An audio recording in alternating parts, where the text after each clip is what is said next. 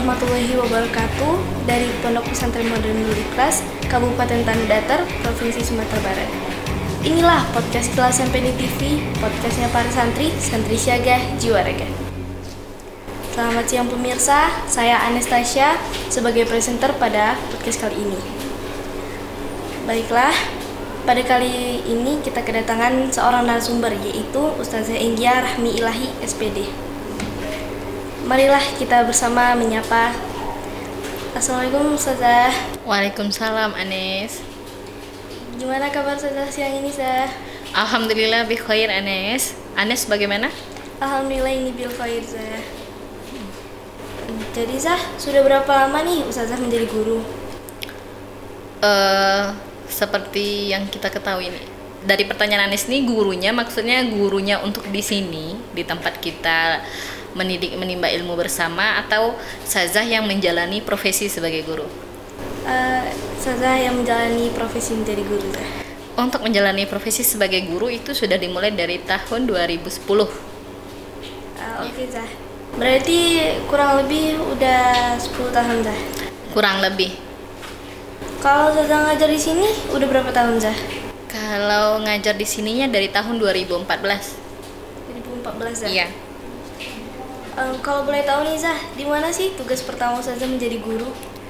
Tugas pertama menjadi guru itu ya pasti diri sendiri, ya kan?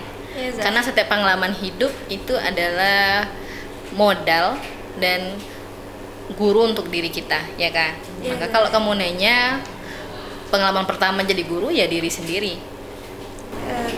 Jadi kalau motivasi Ustazah menjadi guru apa, Zah? Motivasi untuk menjadi guru di saat itu ya, bukan di saat sekarang ya. Kita bicara ada 3 masa, di saat itu, masa setelah itu, dan di masa sekarang. Di saat itu, karena tidak ada pilihan lain, ya, makanya ambil pilihan ini. Di masa setelah itu baru bisa memahami. Ternyata untuk menjadi seorang guru nggak cukup hanya kita menguasai satu bidang ilmu aja. Kayak saya ngajar IPA, nggak bisa hanya menguasai IPA aja. Kenapa? Karena yang namanya guru itu adalah sumber dari semua. Ketika peserta didik atau murid kita itu bertanya, maka kita harus punya jawabannya, ya. Ya, Zah. Di masa sekarang, saya baru tahu kalau seandainya tugas sebagai guru itu lebih sulit daripada tugas jadi orang tua. Kenapa tuh, Zah? Iya, karena kalau jadi guru, kamu itu harus include semuanya, yang dimana kamu harus mewadahi anak murid ini sebagaimana arahannya. Kalau menurut Ki Hajar Dewantara, anak itu ibarat benih yang disemai nanti akan diinikan sama petani. Kalau ibarat benih, maka kamu punya bawaan dari lahir kamu, yaitu bakat dan zaman. Maksudnya bakat di sini, kamu nggak bodoh. Kamu dari lahir udah punya kepandaian yang kamu punya, cuman kamu nggak bisa mengasahnya. Dan itulah tugas seorang guru. Dan juga zaman. Kenapa saya bilang zaman? Kalau seandainya guru menerangkan materi, memberikan materi ke kamu, memberikan pelajaran ke kamu, menambah wawasan kamu, membentuk karakter kamu seperti zaman dia ketika dia jadi murid, itu tidak akan berlaku.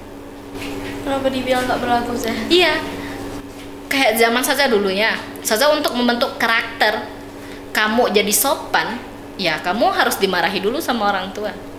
Kalau dulu nggak masuk sekolah, itu orang tua langsung main pukul pakai hanger, main tampar aja. Itu biasa di zaman dahulu. Kalau di zaman sekarang, jewer aja langsung kena HAM, iya kan? Ya, Makanya kita harus ikuti perkembangan zaman. Jadi Zah, dalam mengajar Zah, apa suka dan duka yang pernah Ustazah alami? Suka dan duka berarti ada baiknya, ada buruknya berarti ya. Iya, Zah. Kita mulai dari yang buruk-buruk dulu, Nak. Ya, Zah. Yang buruk-buruk yang pertama, kita harus menjadi suri teladan bagi peserta didik kita, bagi murid kita. Teladan dalam artinya apa yang kita lakukan, etika yang kita perbuat itu harus bisa diteladani sama murid kita, dan itu biasanya hampir dicontoh. Contoh nih, iya, contoh. Jika gurunya menerangkan di saat pelajaran tuh sering izin keluar, sering meninggalkan kamu, maka otomatis kamu juga akan sering meninggalkan kelas. Ya kan? Ya. Yang kedua, jika gurunya hanya duduk aja di meja, maka otomatis kamu juga ngapain? Duduk di meja, Zah. Duduk di meja juga tidak memberikan respon apa-apa, ya kan? Iya, Zah. Tapi jika gurunya aktif memberikan nasihat ke kamu, menanya kamu, menjawab kamu, maka respon kamu apa? Juga menjawab, Zah. Juga aktif dalam kegiatan pembelajaran. Ya, itu duka pertama itu. Duka kedua, jika kamu jadi seorang guru itu ya seperti saya bilang tadi, kita harus jadi sumbernya. Kadang ada di saat kita lagi belajar nih, lagi konsentrasi menerangkan, lalu peserta didik merefleksikannya ke dalam buku catatan. Lalu tiba-tiba ada seorang peserta didik kita nyeletuk nih.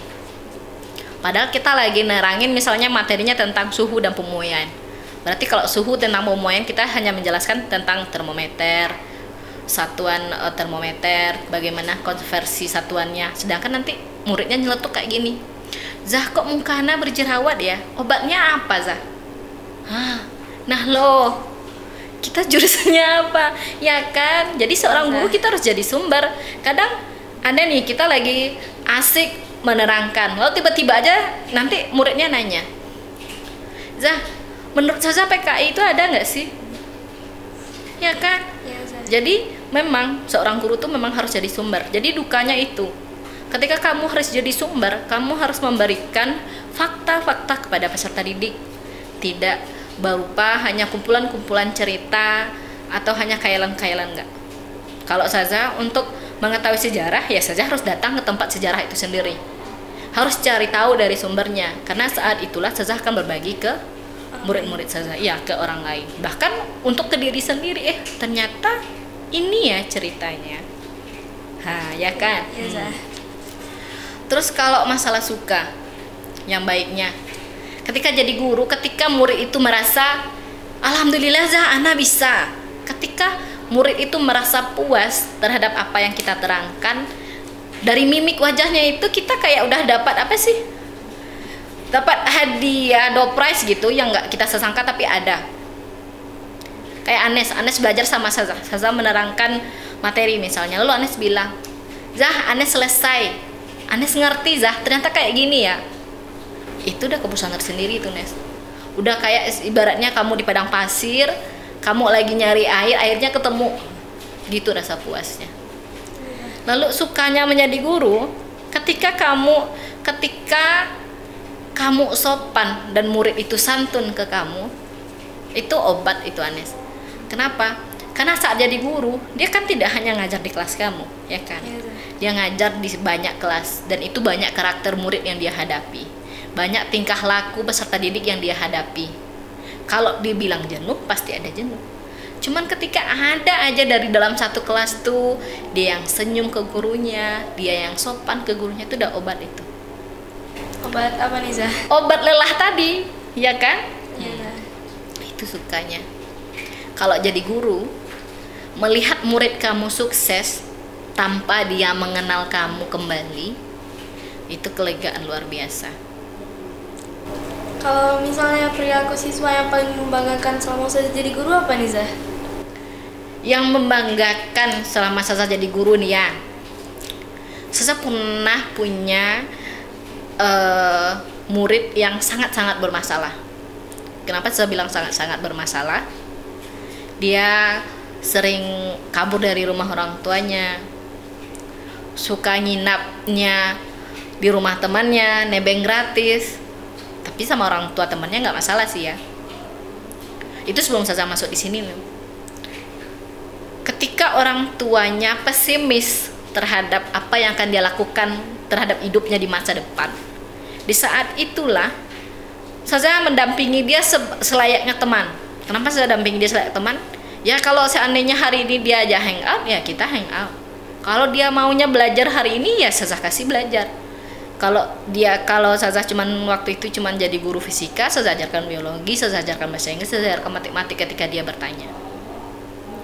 Tapi melihat hari ini dia pakai seragam putih dan ada di rumah sakit waktu itu luar biasa. Kenapa? Ada kejadian di Lebaran kemarin itu keluarga Ustazah kecelakaan. Jadi harus dirawat di rumah sakit dan dioper ke rumah sakit pusat provinsi kita ya kan. Dan dia ada di sana sedang bertugas. Jadi kalau ibaratnya sekarang tuh sampah masyarakat nggak ada. Cuman kitanya yang belum menemukan, kitanya akan jadi apa. Makanya kalau kamu punya cita-cita, jangan bercita-cita sesuai gaya orang lain. Tapi bercita-citalah sesuai fashion kita sendiri. Kenapa menurut saya fashion kita sendiri? Ya kalau kita hobinya membaca buku, ya jadilah penulis buku. Jika kita hobinya melukis, ya jadilah pelukis loh nak. Banyak loh pelukis-pelukis kita itu yang sukses. Gak ada yang modal hidupnya. Ya kan? Tapi jika kamu memang berminat dan berbakat di bidang kesehatan, ya gapailah. Kenapa enggak gitu kan? Hidup itu kan gak hanya harus jadi guru, enggak. Banyak cita-cita yang lain yang bisa kamu lakukan. Misalnya kalau kamu hobinya ngupload video, menanyai seperti ini, ya jadilah wartawan. Jadilah seperti Najwa Shihab ya kan? Iya Zah. Banyak bakat kita yang lain, cuman kitanya yang tidak menggali. Kenapa? Kadang kalau ditanya nih, baiklah anak-anak sekarang saya nanya, cita-cita kamu apa? Rata-rata mereka akan jawab apa? Dokter Zah. Anak mau jadi polisi lah Zah. Anak mau jadi bidan lah Zah. Kenapa seperti itu? Karena ikut-ikutan trennya. Kenapa saya bilang tren? Ya karena teman menjawab itu, ya kan? Kamu nggak mau kalah. Padahal sesuatu yang kamu inginkan biasanya nggak akan tercapai. Tapi sesuatu yang ada di dalam diri kamu, cuman tidak kamu kenali, itulah yang akan jadi pedoman hidup kamu. Oke Zah, kalau kan udah mau mendekati Hari Guru nih Zah. Jadi harapan Ustazah dalam memperingati Hari Guru apa nih Zah? Harapannya bagi Ustazah nih, apa bagi kita semua? Bagi Ustazah nih Zah. Oke. Harapan bagi Ustazah di Hari Guru ini, yang pertama ya, kalau sekarang kan pemerintah lagi gencar-gencarnya nih ya, untuk menerapkan kurikulum merdeka kepada kita semua. Kenapa? Menurut Mas Menteri kita, karena setelah dilakukan evaluasi dengan model pembelajaran seperti ini diharapkan untuk 25 tahun yang akan datang semua generasi kita berpikir secara terbuka, tidak tertutup seperti apa yang saya bilang tadi. Kita berpikir terbuka, tidak satu menuju jalan ke Roma, tidak satu supaya kita bisa sukses, enggak, ya kan? Ya, orang nggak sekolah sekarang kadang cuma dengan buka warung bisa jadi pengusaha, bisa bikin perusahaan nantinya, ya kan? Ya. Banyak contoh di lingkungan kita seperti itu. Jadi harapan saja gitu ya, saya ingin sekali para peserta didik, para murid-murid saja itu mempunyai pemikiran terbuka, tidak tertutup. Itu yang pertama. Terus yang kedua, saya inginnya murid-murid saja itu mendahulukan etika. Kenapa saya bilang etika? Kenapa tuh saya? Karena sekarang itu kita memang banyak yang ngikutin zaman. Ya nak, mengikuti zaman itu bagus karena supaya kita tidak ketinggalan digital ya kan, yes, supaya tidak ketinggalan zaman, biar nggak dibilang apa? Kalau ketinggalan zaman itu apa namanya? Dibilang kuno Zah. Ya nggak dibilang kuno, enggak.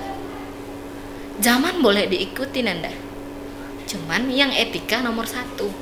Kenapa saya bilang etika nomor satu? Ketika kamu berbicara terhadap orang tua tidak beradab, maka otomatis lingkungan kamu, perlakuan kamu juga tidak beradab. Jika kamu tidak ada iman di dalam hidup, maka tidak akan ada tuntunan dalam kehidupan. Karena kalau dibilang nih ya, saya sempat di posisi yang dimana merasa saya ini antara iya dengan tidak. Tapi di saat itu dikasih ujian sama Tuhan dan bersyukur, lingkungan saja, lingkungan orang yang memiliki iman, keyakinan yang sangat tinggi. Kembalilah seperti sekarang. Saya berharap di zaman sekarang untuk kita semua landasi diri itu dengan iman, karena kalau tanpa iman maka hidup kita tuh Ya, ibarat kata Tuhan seperti binatang yang berjalan di muka bumi, ya kan, binatang paling hina, ya kan. Saza berharap untuk semua peserta didik Saza mengikuti zaman tapi pada porosnya. Ya, amin. Amin. Amin. Amin. Oke, syukran Ustazah telah berkenan hadir pada podcast kali ini. Terima kasih pemirsa telah menonton podcast kali ini. Saya Anastasia pamit undur diri. Wassalamualaikum warahmatullahi wabarakatuh.